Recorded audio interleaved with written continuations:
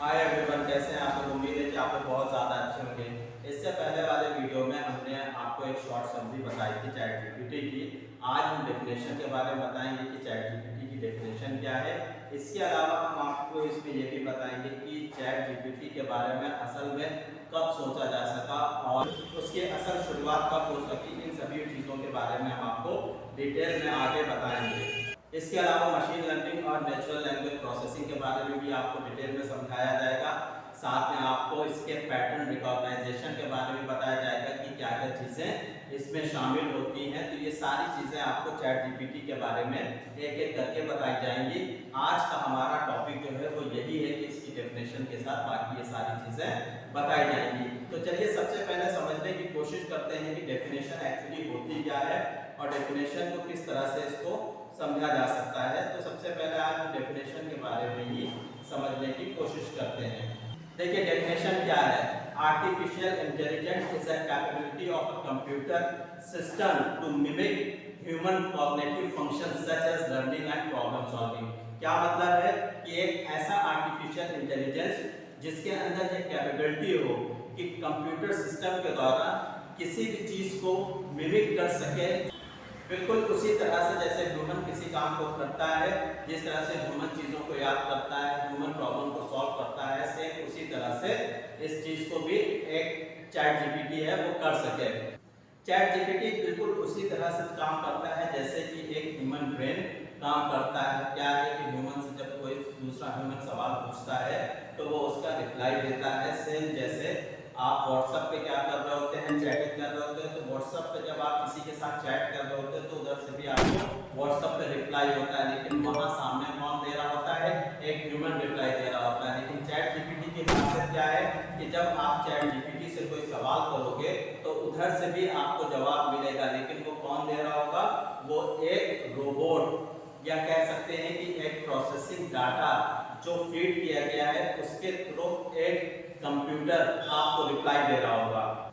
आपको यहाँ पर एक चीज जान के बहुत ज्यादा हैरानी होगी कि चैट जीपीटी के बारे में आज से ही प्लानिंग नहीं की गई है, बल्कि चैट जीपीटी को 1956 में ही इस चीज के बारे में सोच लिया गया था। लेकिन उस वक्त जो प्रोसेसिंग डाटा था वो इतने बड़े लेवल पर अवेलेबल नहीं था, जिसकी वजह से उसमें असल में काम नहीं हो पाया।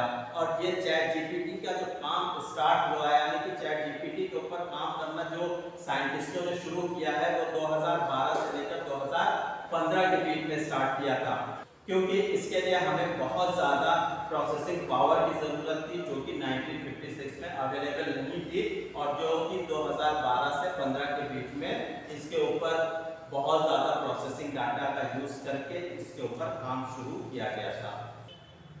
साइंटिस्टों ने बहुत लंबे समय पहले, जैसे कि बताया कि 1956 में ही उन्होंने इस बात का की प्लानिंग कर ली थी कि हमें क्या करना है कि हमें एक ऐसा चैटबॉट बनाना है जो कि एक रोबोट की तरह बात कर सके। इसको कई और नामों से भी जाना जाता है, जैसे मशीन लर्निंग के नाम से भी हम लोग जानते हैं।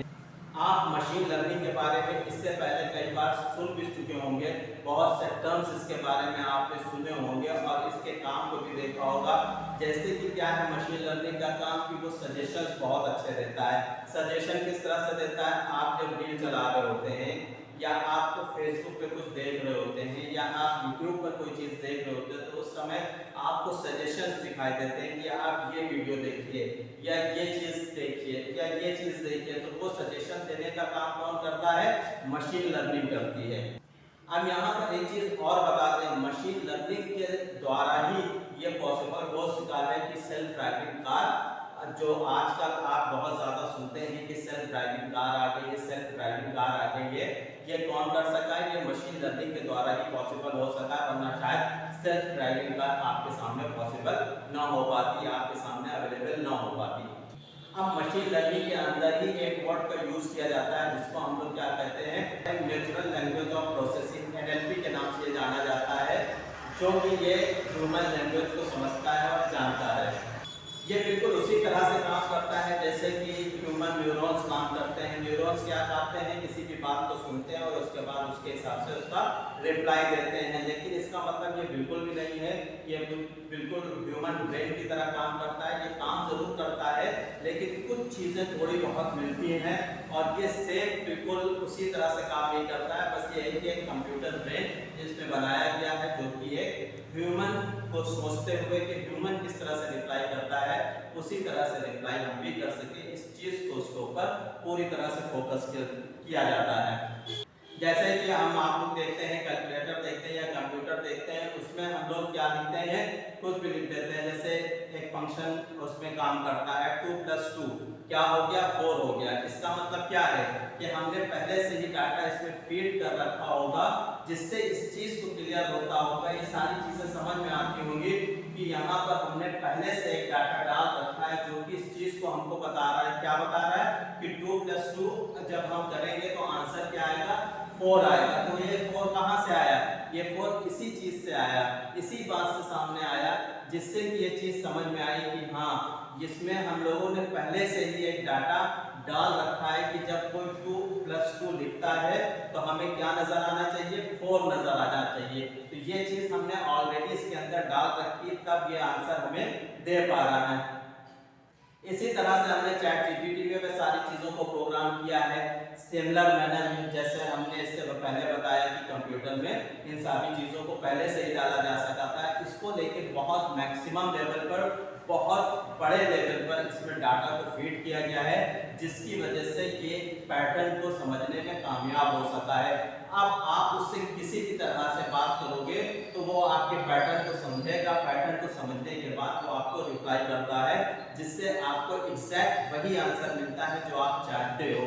क्यों? क्योंकि उसने जैसे हमने बताया कि 2 + 2 आप करोगे कंप्यूटर के अंदर तो 4 बताएगा। वो क्या है, वो एक पैटर्न डाल रखा है कि 2 या तो 2 से जोड़ोगे तो 4 आंसर आप दिखाओगे।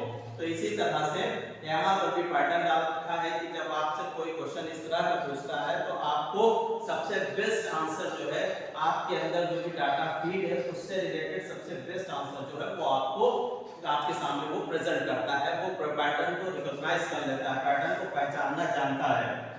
इसके अंदर बहुत सारा जीबी डाटा डाला गया है, ट्रेनिंग डाटा फीड किया गया है, नई नई चीज़ों को इन्वेंट किया गया है, उससे बताया गया है कि आप क्या करोगे कि जब आपसे कुछ कहा जाए तो कोई अगर सवाल पूछता है तो आपको उसको इस तरह से जवाब देना है, क्योंकि उसके अंदर पहले से ये सारी चीज़ें पढ़ी हुई हैं, मौजूद हैं। जिस तरह से ह्यूमन एक दूसरे से बात करते हैं उसी तरह से चैट जीपीटी भी हम लोगों से बात करने लगा है। हम किसी तरह का सवाल पूछते हैं वो उसका बेस्ट आंसर हमें प्रोवाइड करा देता है बहुत आसानी के साथ। जो पैटर्न रिकॉग्नाइजेशन का यहाँ पर सिस्टम है ये इतना ज़बरदस्त है कि इससे वो हमें बेहतरीन से बेहतरीन आंसर प्रोवाइड कर देता है और आंसर ऐसे देता है कि इसको पहचानना नामुमकिन सा हो जाता है। नामुमकिन इसलिए हम कह रहे हैं क्योंकि इसके ऊपर एक सर्वे भी किया गया था। एक टूल टेस्टर नाम की कंपनी थी जिसने सर्वे किया था कि देखें क्या आंसर निकल कर आता है।